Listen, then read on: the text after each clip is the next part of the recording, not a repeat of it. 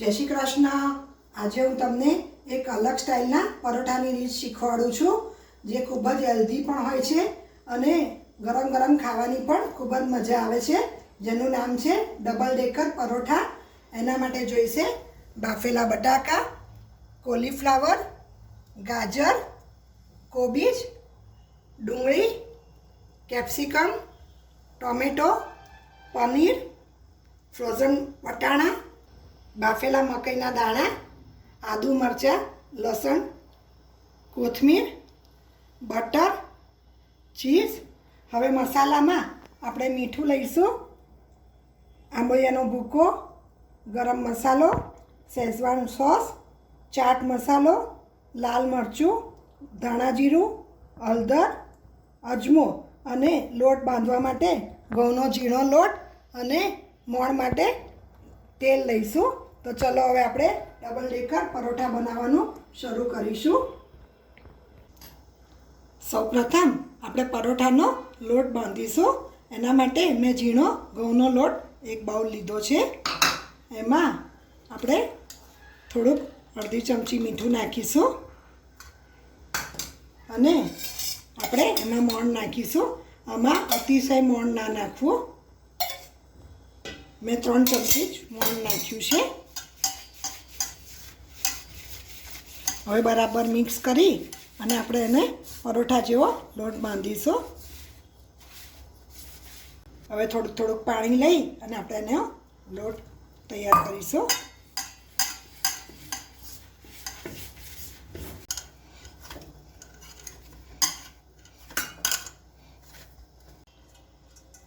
જો આ લોટ બંધાઈને તૈયાર થઈ ગયો છે, તમે જોઈ શકો છો કે રોટલીથી કઠણ અને પરોઠા જેવો આપણે લોટ બાંધ્યો છે। બહુ ઢીલો લોટ બાંધવો નહીં અને અતિશય કઠણ પણ ના બાંધવો। હવે એને ઢાંકી અને આપણે 10 મિનિટ માટે રેસ્ટ માટે મૂકી દઈશું। હવે આપણે જે ડબલ ડેકર પરોઠા બનાવવાના છે એમાં ભરવાનું સ્ટફિંગ તૈયાર કરીશું। એના માટે સૌપ્રથમ આ જે મેં કોલીફ્લાવર લીધું છે એને આ છીણીથી મેં છીણી નાખ્યું છે। હર હંમેશ ઝીણી છીણીથી જ આ છીણવું અને જ્યારે પણ તમે એને યુઝ કરો ત્યારે બધું પાણી નિતારીને જ લેતા જવું। જો આ કોલીફ્લાવર છે એ આપણે છીણેલું હોય એટલે એમાં થોડુંક પાણી વળી ગયું હોય, એટલે હર હંમેશ આ પરોઠા કરતાં આપણે બધું જ પાણી હાથેથી નીચવીને કાઢી લેવું। તમે જોઈ શકો છો કે થોડું થોડું પાણી બધું નીકળી જાય છે। એવી રીતના આપણે કોબીજને પણ લઈશું, એને પણ એ છીણીથી જ મેં છીણેલું છે। હર હંમેશ બને એટલું ઝીણું જ છીણવું। એવી રીતના ગાજરને પણ મેં એકદમ ઝીણી છીણીથી છીણેલું છે, જેને હાથેથી નીચવી અને બધું જ પાણી નિતારી લેવું। આ કેપ્સિકમ પણ એકદમ તમારે ઝીણા જ સમારવા અને ચોપરમાં બિલકુલ સમારવા નહીં, કારણ કે એમાં પાણી થઈ જાય છે અને એમાંથી બધું પાણી નિતારી અને આપણે એ પણ નાખી દઈશું। હવે આપણે આ જે પનીર છે એ પનીર આપણે ઉમેરીશું। એ પણ મેં છીણીથી છીણીને જ રાખ્યું છે। આ ફ્રોઝન વટાણા છે એને પણ આપણે હાથેથી પહેલાં પ્રેસ કરી લઈશું। બને એટલા પ્રેસ કરી લેવા, જેનાથી આપણે જ્યારે પરોઠા વણીશું તો વટાણાને લીધે પરોઠું ફાટી ના જાય। હવે આ વટાણાને પણ હાથમાં લઈ અને આપણે એમાંથી પણ બધું પાણી નિતારી દઈશું। હવે આ જે બટાકા છે બાફેલા એને આપણે છીણીની મદદથી છીણીને નાખીશું। હર હંમેશ બટાકા જ્યારે પણ તમે બાફો ત્યારે હર હંમેશ છોલીને જ બાફવા, જેનાથી એમાં પાણી પણ ભરાશે નહીં અને ચીકાશ પણ આવશે નહીં। હવે આપણે જે ડુંગળી છીણેલી છે એને પણ નીચવી દઈશું।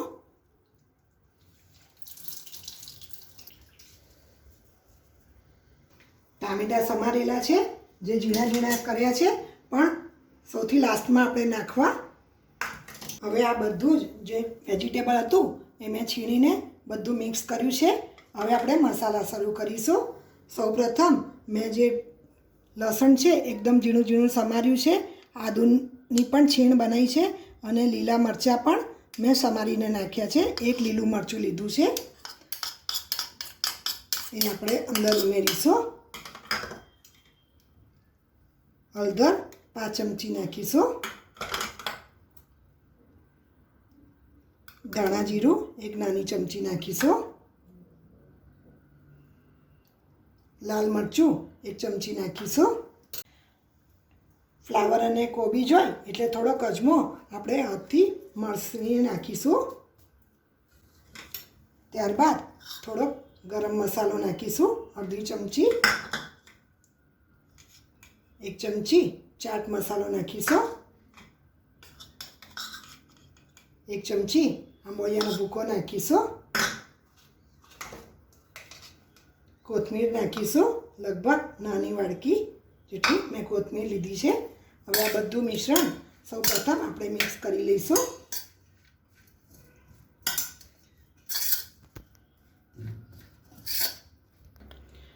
હવે આપણે જે ટામેટાં સમારેલા છે એમાંથી આપણે અડધા અત્યારના લઈશું. ત્યારબાદ શેઝવાન સોસ જે છે એ આપણે 1 મોટી ચમચી નાખીશું અને ફરીથી બધું આપણે મિક્સ કરી દઈશું. મીઠું સૌથી છેલ્લું નાખવું.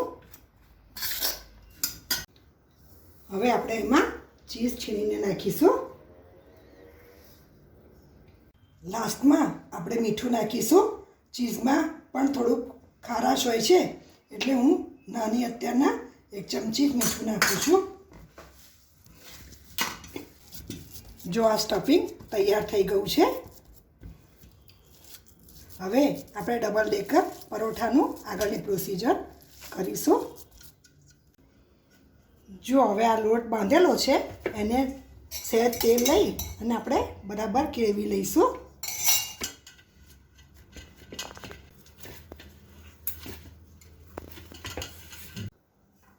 જો હવે આ પરોઠા માટેનો લોટ કેળવીને મેં તૈયાર કર્યો છે. હવે એક બાજુ આપણે ગેસ ઉપર લોળી મૂકી અને ગેસ ચાલુ કરીશું, જેનો તાપ ધીમો રાખીશું. અને બીજી બાજુ આપણે પરોઠું વણવા માટેનો એક મોટો લુવો લઈશું. આ પરોઠું થોડુંક મોટું હોય છે એટલે એનો લુવો પણ થોડોક મોટો જ લેવો. હવે ઘઉંનું અટામણ લઈ અને આપણે પરોઠું વણીશું.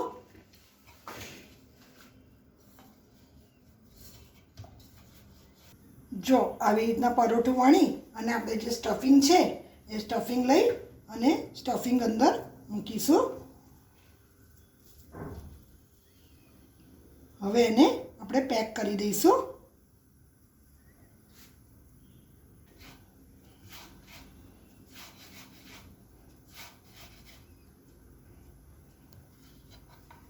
અને ફરીથી અટામણ લઈ અને એકદમ હલકા હાથે એને વણવું, જેનાથી સ્ટફિંગ ફાટી ના જાય.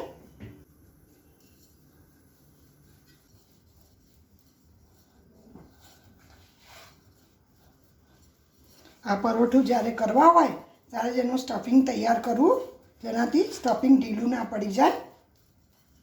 હાથેથી જ આવી રીતના ગોળ ગોળ ફેરવતા જવું, એને ઉપાડીને વારે વારે મૂકવું નહીં. આ પરોઠું થોડુંક જાડું જ હોય છે. જો આ પરોઠું વણીને તૈયાર થઈ ગયું છે. હવે આપણે લોઢીમાં પહેલાં થોડું બટર સ્પ્રેડ કરીશું. આ પરોઠું તમે બટરમાં કરશો તો બહુ જ મજા આવશે ખાવાની. હવે ધીમે રહી અને આપણે ઉપાડીને એને લોઢી પર મૂકી દઈશું અને મીડિયમ ગેસ કરી અને એને આપણે શેકીશું. જો એક બાજુથી શેકાઈ ગયું છે એટલે આપણે એને ધીમે રહી અને ઉથલાવીશું. હવે મીડિયમ ગેસ કરી દઈશું ફરીથી અને બટરથી આપણે એને બરાબર શેકીશું. જો એક બાજુ મેં બટર લગાવ્યું છે, હવે આપણે એને ઉથલાવી અને ફરીથી બીજી સાઈડ બટર લગાવીશું.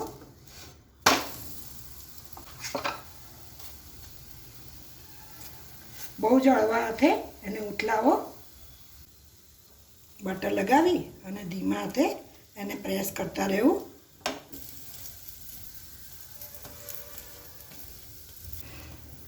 જો હવે આપણું પરોઠું શેકાઈને તૈયાર થઈ ગયું છે. તમે જોઈ શકો છો કે ગુલાબી રંગનું કેટલું સરસ પરોઠું તૈયાર થયું છે. હવે ગેસ બંધ કરી અને આપણે એક ડીશમાં આ પરોઠું કાઢી લઈશું.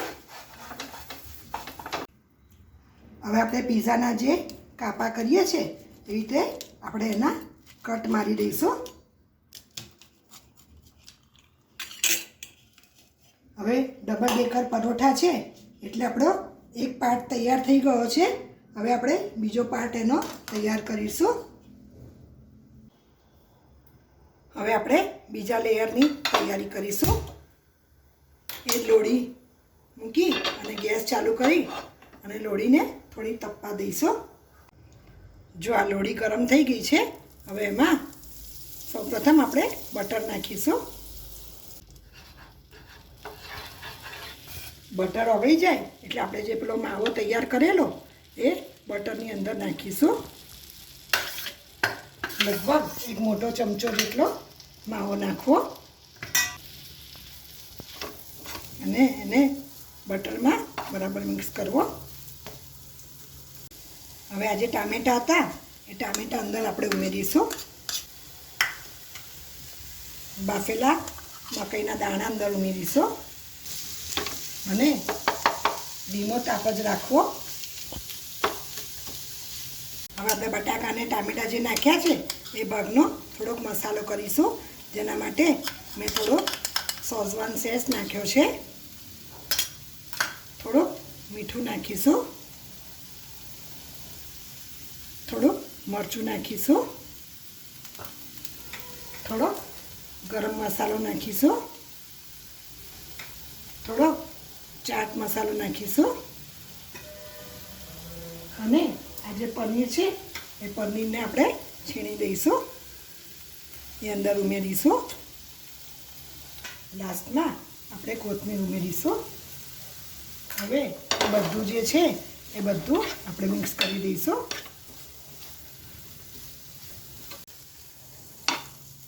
જો આ બીજા લેયરનું મિશ્રણ તૈયાર થઈ ગયું છે. હવે આ જે ગરમ ગરમ મિશ્રણ હોય એ આ જે પરોઠું આપણે બનાવ્યું હતું એની ઉપર આપણે લગાવી દઈશું અને ચમચાની મદદથી એને બરાબર આપણે સ્પ્રેડ કરી દઈશું. જ્યારે ગરમ હોય ત્યારે જ તમારે સ્પ્રેડ કરી દેવું. જો તમે જોઈ શકો છો કે બીજું લેયર પણ મેં સ્પ્રેડ કરી દીધું છે. હવે આપણે એની ઉપર ચીઝ છીણીશું. હવે આપણે થોડું માયોનીઝ છે એ આપણે ઉપર સ્પ્રેડ કરીશું. થોડી કોથમીર ભભરાવીશું. થોડો ચાટ મસાલો ભભરાવીશું. થોડું લાલ મરચું સ્પ્રિંકલ કરીશું. જો આ ડબલ ડેકર પરોઠા ખાવા માટે તૈયાર થઈ ગયા છે. જેને જોતાં જ આપણા મોંમાં પાણી આવી જાય એવું છે.